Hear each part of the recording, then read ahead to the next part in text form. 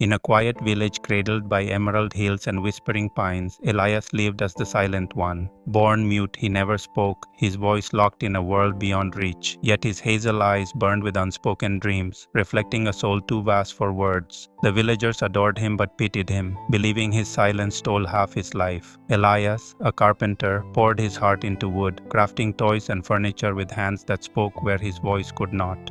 Each dawn, he walked to the village square, unnoticed by most, except the children who trailed him, giggling at his gentle nods. His workshop, scented with cedar, was his haven, where he carved intricate gifts for those he loved. At night, alone, he sat by his window, gazing at stars that seemed to know his secrets. In his tattered journal, he wrote poetry, verses of winds, rivers, and a love he buried deep. Lila, the baker's daughter, with her warm laugh and flower-dusted hands, was his heart's quiet obsession.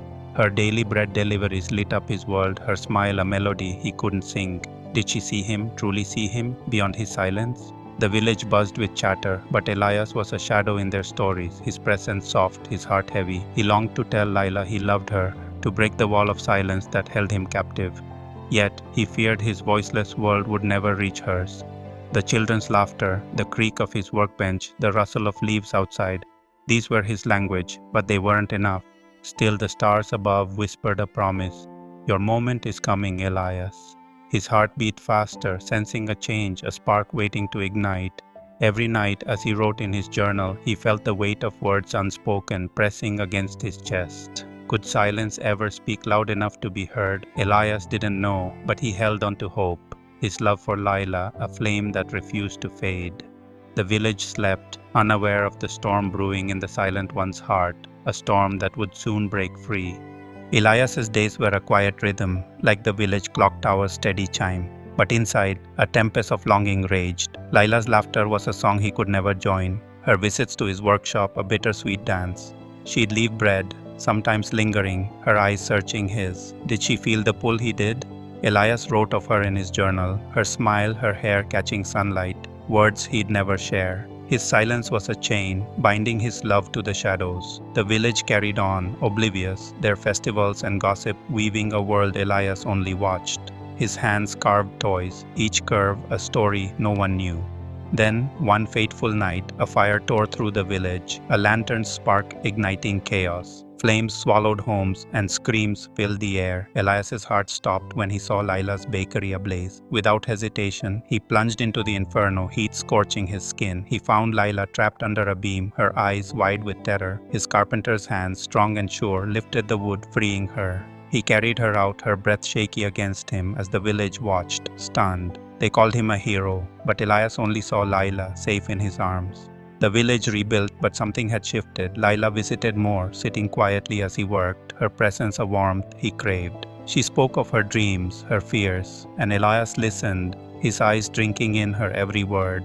He ached to tell her he loved her, that her voice was his world, but silence held him tight. Yet her lingering glances, her fingers brushing his, sparked hope. The village buzzed with tales of the silent one's bravery, but Elias cared only for Lila's gaze.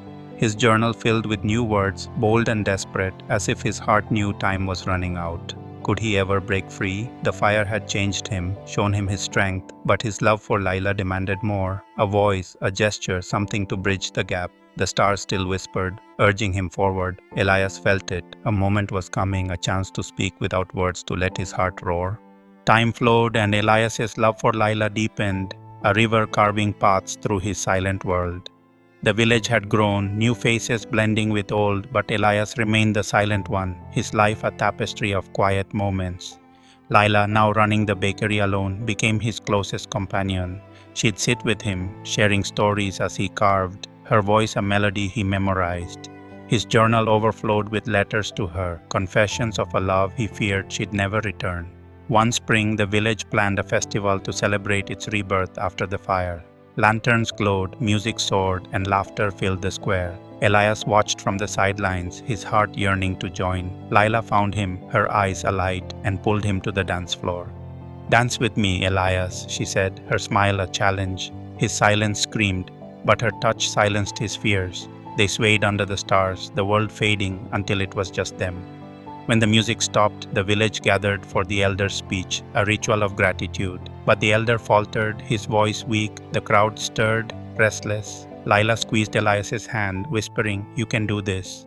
His pulse raced, he stepped forward, heart pounding, his silence no longer a shield but a canvas. Raising his hands, he wove a story, not of words, but of gestures. His fingers painted the village's heart, its survival, its hope. The crowd fell silent, captivated, as Elias's hand spoke what his voice never could. Lila's tears glistened, and the villagers cheered, not for words, but for the man who'd carried their story in his heart. Elias felt a weight lift, his soul finally free. He looked at Lila, his eyes confessing what his hands hadn't. Her smile answered, a silent vow. That night under the stars, Elias realized his silence wasn't a prison, it was his voice, unique and powerful. The village saw him anew, not as the silent one, but as Elias, whose heart spoke louder than any sound. The stars sang, "You've done it," and Elias, for the first time, felt whole, his love for Lila the key to his unspoken song. The festival's magic lingered, a spark that changed Elias forever. Lila became his world, her laughter filling his workshop like sunlight. He found courage in her gaze, leaving carved gifts, birds, boxes, hearts, each a piece of his soul. Lila cherished them, her smiles hinting at unspoken truths. One evening, as the sky blazed gold and crimson, Lila arrived with bread and a question. "Elias," she said, her voice soft but piercing, "why don't you speak to me, not with words, but with your heart?" The question shattered his defenses. Trembling, he led her to his journal, opening its pages. Lila read his poetry, his love for her spilled in ink, every smile, every moment, every dream. Her breath caught, tears falling as she reached his final words.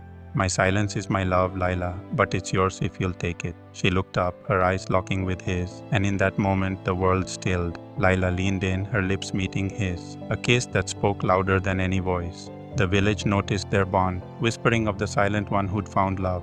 Elias and Lila were inseparable, their connection a language of glances and touches. He carved for her, each creation a conversation, a promise. The villagers saw him not as silent but as Elias, whose love roared in quiet ways. His silence, once a barrier, became his gift, a testament that love needs no sound. Nights found them by the river, her hand in his, their hearts in sync. The village's stories now included them, a tale of love that defied silence. Elias's journal grew, but now he wrote of their future, a home, a family, a life. His silence had been his life song, but Lila had heard it, and that was enough. Under the stars, where he'd once sat alone, Elias now held Lila, their love a melody no voice could match. The village celebrated them, not for heroics, but for a love that spoke in silence, proving that the heart's voice is the loudest of all. Elias and Lila built a life together, a cottage by the river where water sang and love bloomed. His silence was no longer a weight but a thread in their shared story. Elias crafted toys and furniture, each piece etched with their love, while Lila taught him to bake, their laughter rising with the dough. The village children called him Uncle Elias, their giggles a treasure he held dear. Every evening by the river, Lila's head rested on his shoulder, his fingers tracing her palm, their silence a conversation. The village saw Elias anew, not the silent one, but a man whose love spoke in every glance, every touch. At the next festival, the elder passed the storytelling role to Elias. He stepped forward, no longer afraid, his hands weaving tales of resilience, hope, and love. The crowd watched, spellbound, as his gestures painted vivid pictures, stories words could never hold. Lila's eyes shone with pride, and when he finished, she kissed him, the village cheering for their shared triumph. Elias's journal grew, now filled with poems of their cottage, their nights, their dreams. His silence, once a mystery, was now a gift, binding him to Lila and the village. He'd been silent all his life, but that day at the festival, when his hands spoke and Lila's heart answered, he found his voice, not in sound but in love. The stars above whispered, "You are enough." And Elias knew it was true. His life, once defined by what he couldn't say, was now a symphony of quiet moments, each one a note in their love song. The village told their story, of a man whose heart roared louder than words and a woman who heard it. Elias and Lila stood together, hand in hand, their love a beacon that needed no voice.